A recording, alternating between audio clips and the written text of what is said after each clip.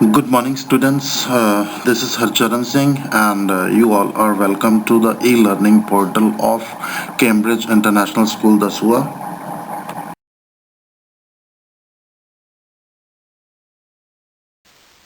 As you know, we are reading the first textbook, that is Hornbill.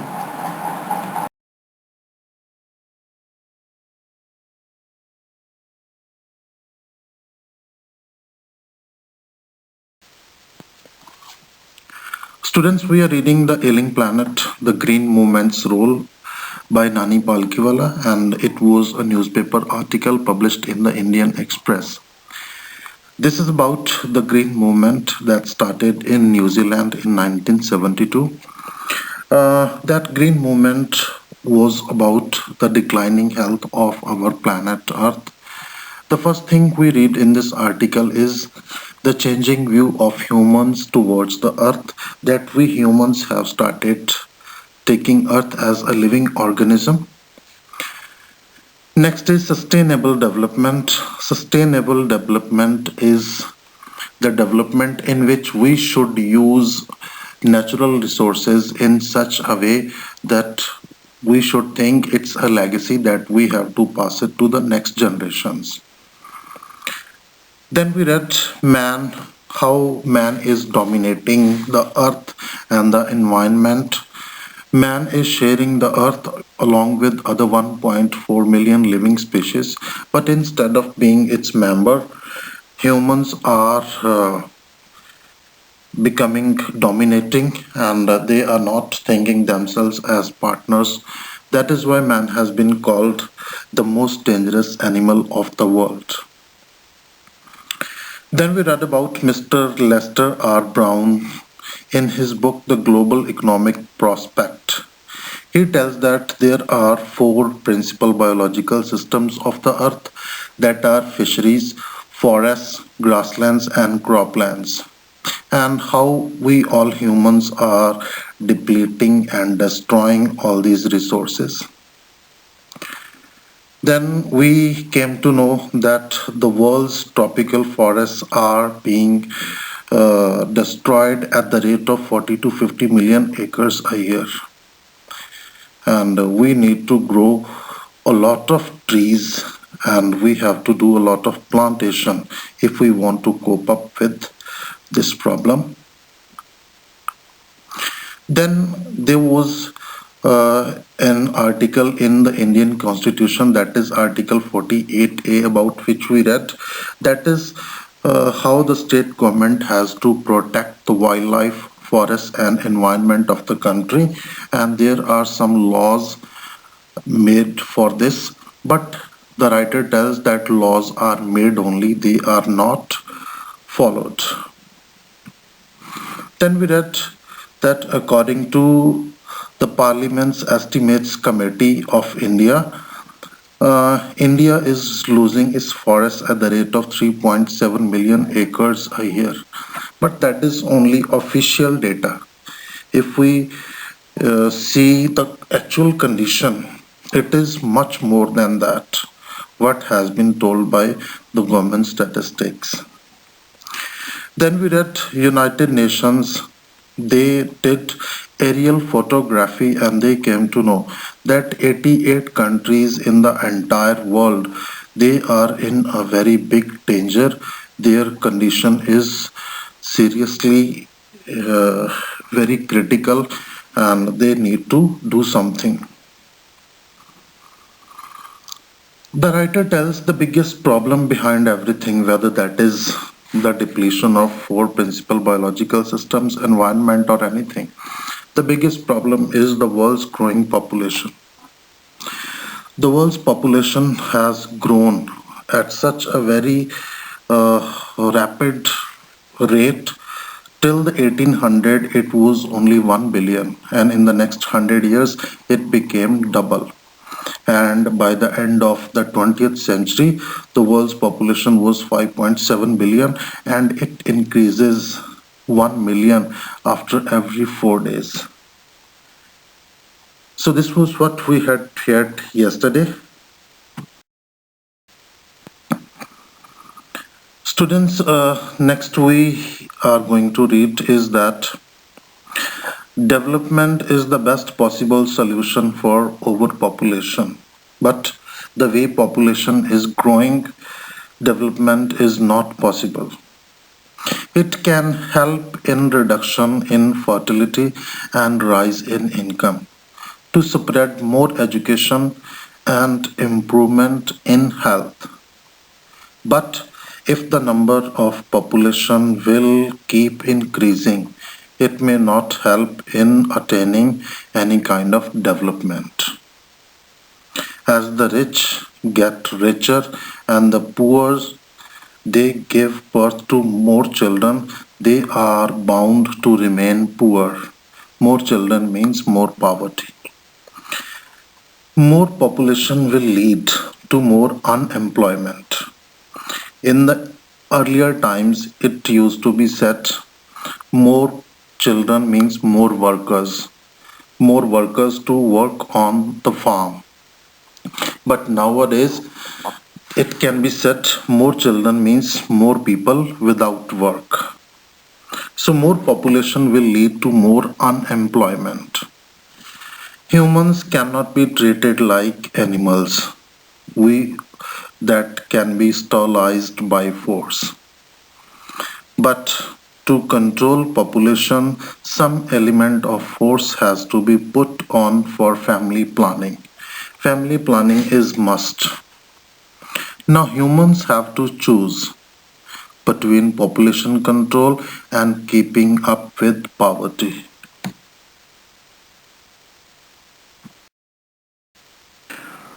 The estimated population of India is 920 million, and that is more than the entire populations of Africa and South America if put together.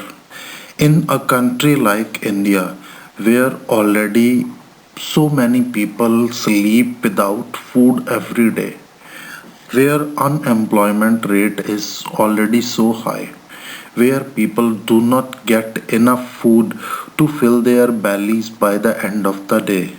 If the population will grow at the same rate, then no change is possible. We cannot bring change into the environment. We cannot make survival possible for many people, those who are already undergoing such condition.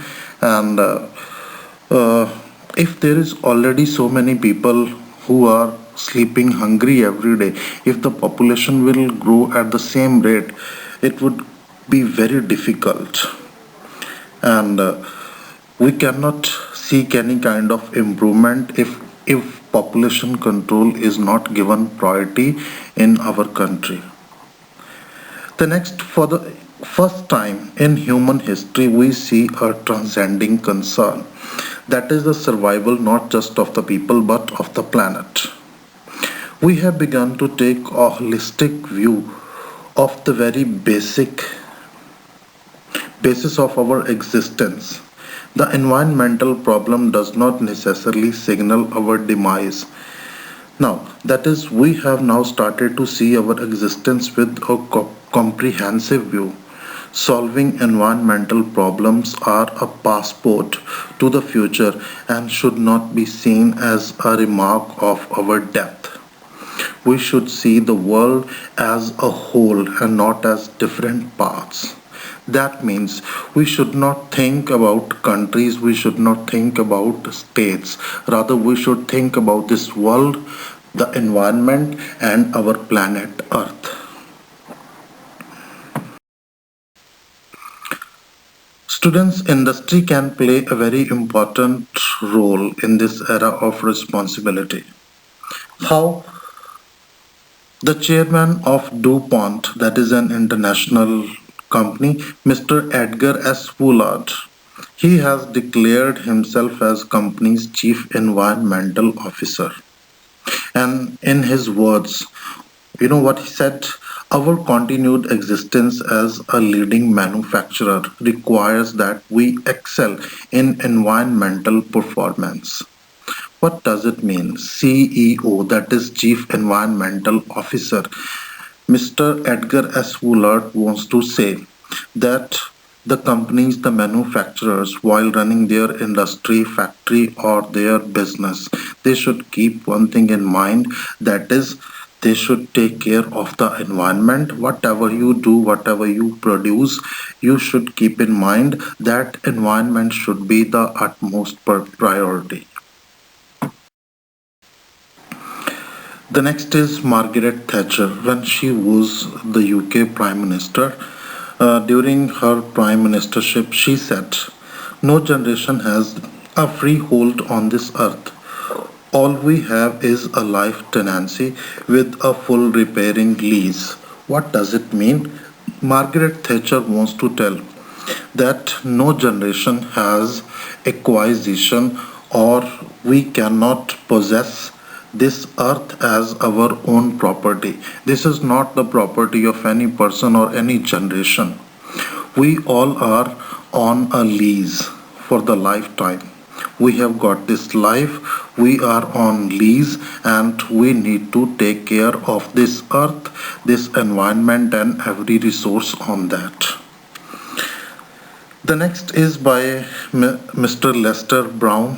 What he said, "We have not inherited this earth from our forefathers." He said, "We have borrowed it from our children."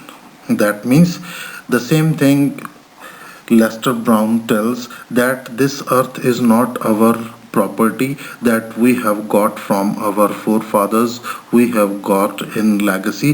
We are not the heirs of this property, but we have borrowed it from our children. That is something we have to take care of it, because we have to give it to the children, our next generation. Thank you. Okay, students, what we read today, I'm just going to recap that. Today we read that development is the best possible solution for overpopulation, but that is not even possible if population is not in control. It can help in reduction in fertility and rise in income, to spread more education and improvement in health. But it is the number of population, if the number of population will keep increasing, it may not help in attaining any kind of development, as the rich are becoming richer and the poor, they are giving birth to more children and they are bound to remain poor. Today more children means more people without work. Humans cannot be treated like cattle who are sterilized by force. But to control population, some element of force is required.